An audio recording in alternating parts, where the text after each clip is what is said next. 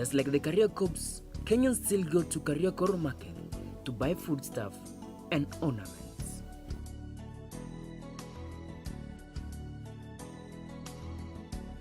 Next to the Kariakop statue is the obelisk monument. It is fully made of grey mason stone and protrudes upwards, but still maintain a human scale. And while it is no Washington monument, it only rises ample 3 meters. It still does define the avenue better, as it creates a gateway into the heart of Nairobi Central Business District, a symbol of prestige and monumental indestructibility. And so, while statues and monuments are pieces of art used to celebrate heroes and events, monuments can also be used to pass messages and political statements. Sitting along Uhuru Highway on the well-maintained Central Park is a monument that has over the years elicited both admiration and condemnation in equal measure. This grand monument, which costed 18 million, is a clear political symbol and a statement, going by the main design that does the monument. It was constructed in the year 1988 to commemorate Daniel Toroitich Arap Moi, 10 years of rule and 25 years of KANU leadership. Kenya was a single-party state at that time, and the cock, which is KANU's party logo, was put there to celebrate the nation's only party. It was not until 1992 that Kenya changed its constitution from a single-party state to a multi-party state. The four-sided monument is an effort at symbolizing what Kenya is all about, and all this it does in 4 separate phases. All these phases are united at one point in the central axis at Mount Kenya, with an upward outstretched arm holding the famous Fimbo ya Nyayo. The stairs leading to the monument, which have been painted red in color, is an effort to create an illusion of someone climbing through the steps of a dais, ready to address a public gathering. The picture of a father with his family symbolizes the need of national unity, which was one of President Moi's philosophy of peace, love, and unity. The monument's major accomplishment is its inclusion by the Central Bank of Kenya in the year 1989 on the 100 shillings note. It is also probably the most comfortable photographic spot with a background framing within the park. However, despite the monument's major accomplishments, the monument has also managed to stir up controversy over the years. In February 1990, it was damaged by student demonstrators who hurled stones, dustbins, and other objects at the monument. Raila Odinga, then for the Kenya Deputy Director of Elections during the 1992 general election, vowed that it would be demolished once Ford Kenya comes to power. In October 2004, members of the Released Political Prisoners Pressure Group (RPP) demanded that a True Justice and Reconciliation Commission (TJRC) be established in Kenya and defaced the monument. In statues, we have stored history. In statues, we have stored heritages. In statues and monuments, we have stored and shared identities. And so there's a lot of meaning, a lot of sentimental attachment that is associated with statues and monuments. And in fact, even the statues and monuments at another level, they represent the vision, the philosophies, the morality, the norms and the mores of entire societies. You've seen, for example, during the time when Saddam was toppled from Iraq, you see statues were brought down because then they represented negative messages.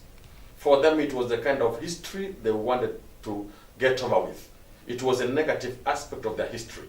So monuments carry meanings, and they have certain interpretations. And sometimes those meanings don't have to be positive.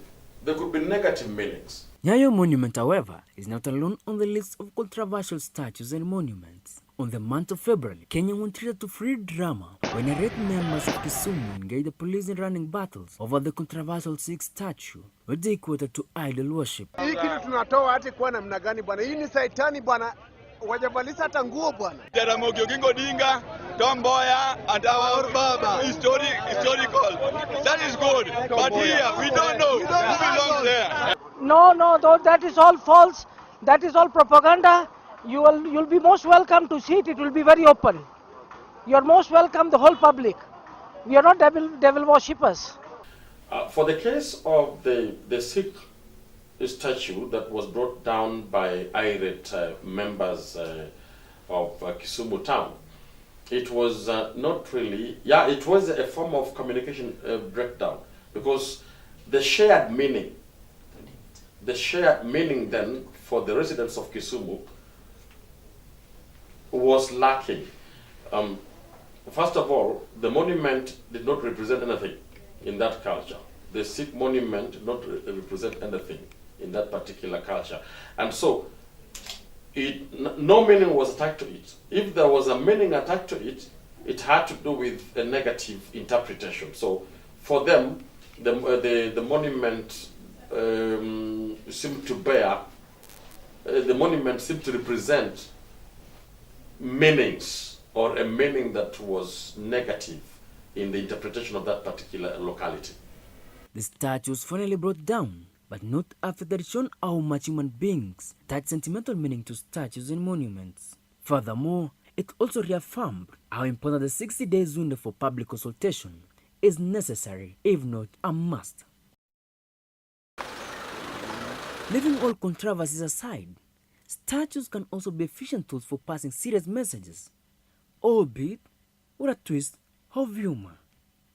This statue at Kuna Trust Center is a perfect example of how statues can be used to address domestic violence against men in our societies. In this instance, this helpless man is being mercilessly battered by his wife with the help of their small boy. The poor fellow is left to only seek divine intervention from above. Surely, no other form of media could have captured the feeling, spirit, and visual aspect of how tables have turned against men. And while it may look funny and even comical from afar, on a closer inspection, it makes one to deeply reflect on how men continue to suffer in silence as society turns their backs on husband battery. After all, violence is violence. Other statues and monuments found in the city is the Jivanji Garden statue, Carlton Vance Memorial Stone, Koja Mosque Building, Nairobi Gallery Building, and many other statues and monuments. Nairobi City is simply a haven of statues and monuments.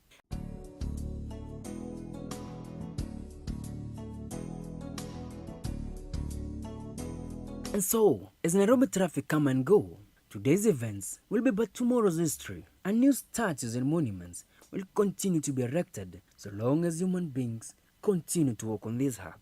And just like God created human beings in his own image, humans too have created statues in their own image. In much as statues don't verbally speak, they speak volumes and affect human beings in a way they have never comprehended before.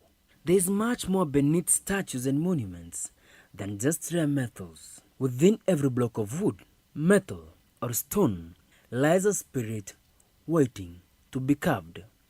For beneath the carvings feature, I am George Tubey.